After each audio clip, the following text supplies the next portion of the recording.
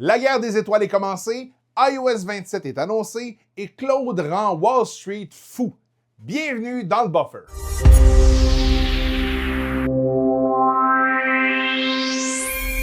Brouiller les communications, ça fait très Star Wars.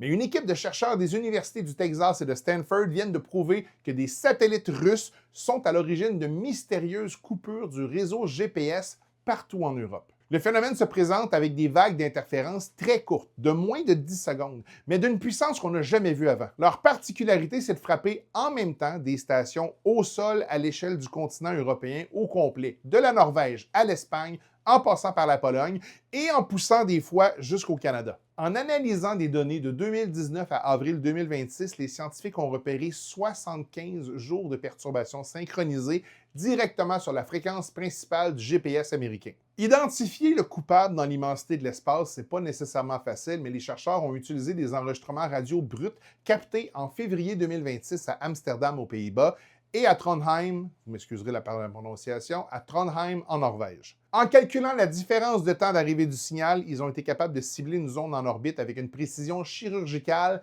à 5 mètres près. Et il y a un seul appareil qui correspondait parfaitement, le satellite militaire russe Cosmos 2546, qui fait partie d'une constellation d'alerte précoce en cas de tir de missiles balistiques. Maintenant, la question qui tue, pourquoi la Russie ferait ça? Les experts s'entendent pas. Certains pensent que l'armée russe teste discrètement ses capacités de guerre électronique sur une fréquence voisine du GPS pour pouvoir basculer instantanément sur la vraie fréquence et paralyser les systèmes de navigation dans le cas d'un conflit ouvert. D'autres pensent que les interférences, c'est pas des attaques, c'est plutôt des messages de communication codés très puissants qui sont émis par les satellites. Si vous avez quelques minutes, Veritasium a une excellente vidéo qui explique le tout depuis le début. On est en plein milieu de la WWDC. C'est pas la lutte, c'est la Worldwide Developers Conference, un événement annuel d'une semaine où Apple dévoile ses nouveautés logicielles et durant le keynote, la présentation d'ouverture, c'est là qu'on lance tout le jus. Cette année, c'était un événement à double titre, parce que non seulement on a annoncé quelque chose de majeur, mais c'est aussi les adieux du grand boss, Tim Cook, qui passe le flambeau en septembre prochain après une ovation debout mémorable. Côté logiciel, Apple met à jour tout son écosystème qui passe en version 2027, à commencer par le macOS qu'on baptise Golden Gate. On mise vraiment sur la vitesse. Le démarrage des applications est accéléré et les transferts des fichiers par AirDrop deviennent 80% plus rapides. L'iPhone gagne enfin un equalizer manuel pour les AirPods, un contrôle parental renforcé capable de bloquer les contenus violents par défaut et une gestion intelligente qui bascule automatiquement entre le Wi-Fi et le réseau cellulaire quand le signal de votre café ou d'un aéroport est trop faible. Mais la vraie star de la soirée, on ne se le cachera pas, c'est Siri AI qu'on attend depuis quelques années déjà. Apple a totalement reconstruit son assistant vocal en s'alliant avec Google. Le nouveau Siri utilise les modèles d'intelligence artificielle de Gemini. Il devient ce qu'on appelle un robot conversationnel multimodal. Il va comprendre le contexte d'une discussion, conserver un historique de vos demandes dans une application dédiée et est capable d'analyser directement ce qui s'affiche sur votre écran ou ce que vous filmez avec votre appareil photo. Mais, parce que toujours un mais, grosse douche froide pour nous. Siri AI ne parlera qu'en anglais au lancement et va être totalement bloqué dans l'Union européenne en raison des réglementations locales sur la vie privée. Et même si le reste des fonctions d'Apple Intelligence supportent bien le français, les utilisateurs européens vont devoir faire preuve de patience avant d'être capables de discuter avec le nouvel assistant de l'iPhone.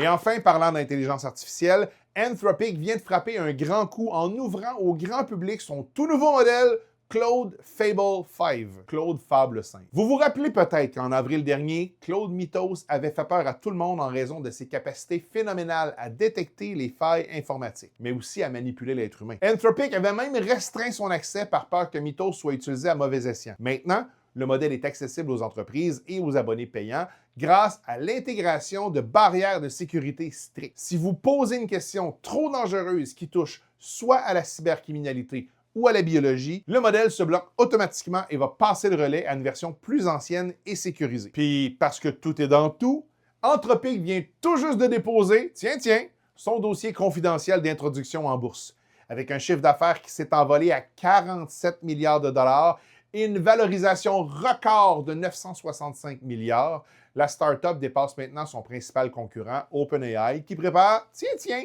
lui aussi son entrée en bourse. Pour rentabiliser sa technologie, Anthropic facture le nouveau modèle 2 fois plus cher que celui d'avant, mais à ce niveau-là de performance, les clients confirment que le retour sur investissement est largement garanti. Et non, ce n'est pas une infopub pour Claude.